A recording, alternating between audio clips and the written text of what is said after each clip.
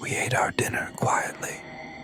It was as if we were eating alone, only peering over our drinking glasses at one another, like we were spies. Then, the phone rang. Mary hurried over to the phone to answer it.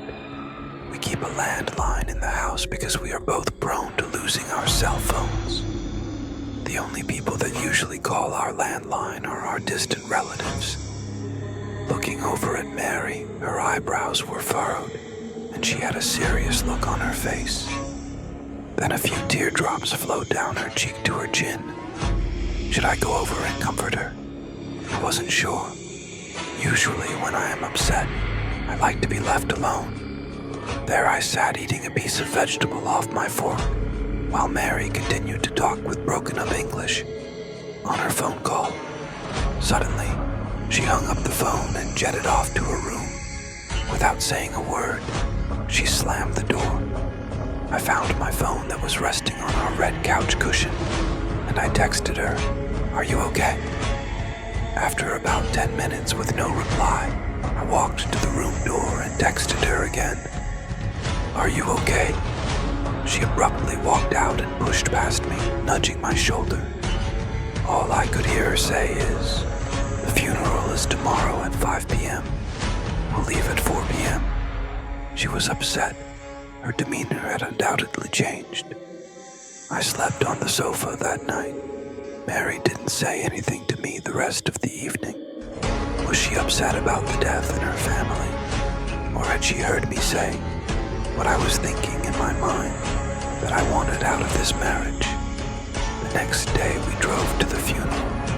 Mary just stared out of the window, still.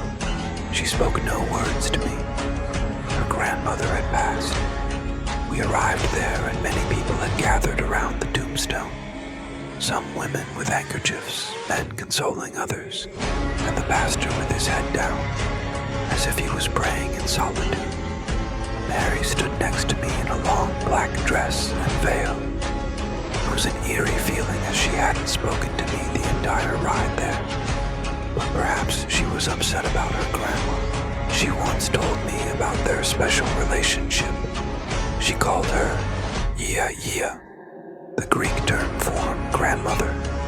She kept her picture in a locket in a special place in her jewelry box, so I knew that her grandmother meant a lot to her. But I couldn't get past the probability that she heard me say that I wanted out of the marriage, and that perhaps was the reason behind her being mute towards me. I didn't know, but I would try to find out. I really couldn't tell if I was just thinking heavily on those words, or if they had actually slipped out. I decided to discuss it with Mary at a later time. The funeral was at 5 p.m. It was now 5:45, and it was getting dark. The moon started to appear as if to usher in the darkness and bright stars. The cold wind whistling and blowing our hair to one side, and our clothes that followed closely behind. As I did an overview of the graveyard from where I stood, there were birds, pigeons, sitting on some of tombstones in a far distance. As I looked at them, amazed at the number of them that appeared this late in the day, I made eye contact with one of the bigger pigeons. Sitting upright, in a dominant posture, it glared at me with a piercing stare. I broke eye contact with it when I heard a loud squeal. I looked up and saw pigeons circling the gray sky above my head. Then I realized it was just Mary's relatives screaming at the dead corpse. Her grandma was being lowered into the ground, and everyone was getting emotional. But my mind kept me wondering about the pigeons. I watched them fly. They gathered by a cave that I could see if I squinched my eyes to focus.